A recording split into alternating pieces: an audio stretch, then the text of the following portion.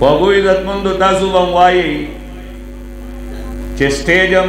د مشایخو د علماو په لاس کې دی دا مونږ چې دومره وخت وستر او راغلی یو نو زمونږ هم پکې څه ثواب شته او اجر او درجه شته او که نشته دی خوږو عزتمندو تاسو الله پاک بې برخې پریښي نه یئ تاسو لم الله جل جلاله د خپل در نه ډېره لویه برخه مقرر کړې ده او درکوي به د دې ماشومانو نه نږدې ماشومان او نږدې خلک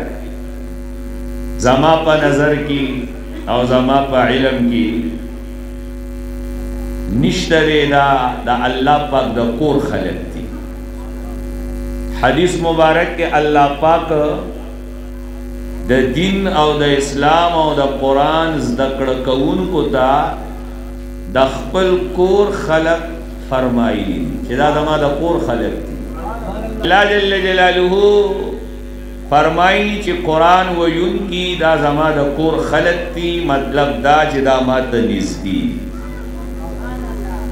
نو دا الله پاک ته نږدې مخلوق دی او عزتمندو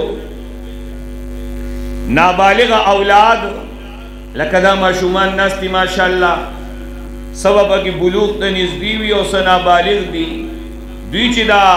سورې فاتحې دا الف لام نه قرآن شروع کړی دی او دا سورت ناس سینه پورې د خپل استادانو صاحبانو نه ویلې دي استادانو صاحبانو تم ثواب او دوی تم ثواب او ورسره الله پاک د دوی مور او پلار لم پورا ثواب ورکړي خوږو عزتمندو لکه دا جومات ته دی جومات دپاره چې چا دا ځمکه وقف کړې ده او دغه جومات ځمکې وقف نه بعد دا جومات تعمیر شو تر اوسه پورې او تر تو پورې چې دا جومات قایم وي دا مدرسه قایم وي او دوی کې څوک منځونه کوي او قرآن تلاوت کوي نو دا صاحبان چې چا دا ځمکه وقف کړې ده که دنیا کې موجود دي او که د دنیا نه تللي دي دوی پسې د نیکۍ یو لاره جاری شوې ده او دوی ته چې کوم دی ثوابونه میلاویږي که څوک د دنیا نه تللي دي هم ورته ثواب میلاویږي او که څوک د دنیا نه تللي نه دي هم ورته الله تعالی ثواب ورکوي خوږو عزتمندو زه درته یو خبره کومه قرآن کریم فرقان حمید چې څوک تلاوت کوي څوک یې لولي لکه دی ماشومانو دا قرآن لوستلی قاری صاحب ورته ښودلی دی دی قرآن وایي قرآن یې لوستلی دی مونږ قرآن وایو قرآن خلقو ته ښایو پیر صاحب مبارک په د قرآن کریم تلاوت کړی بیا به کوي یاد ساتئ څوک چې د قرآن تلاوت کوي دی په دې مطمئن اوسي چې الله جل جلاله زما ذکر څوارلس سوه کاله مخکې په قرآن کې کړی دی اللہ جل جلالہ قرآن مجید فرقان حمید کے فرمائی ان الذین یتلون کتاب اللہ اللہ فرمائی بے شک آغا کسان سوک یادی موتا اللہ یادی یتلون کتاب اللہ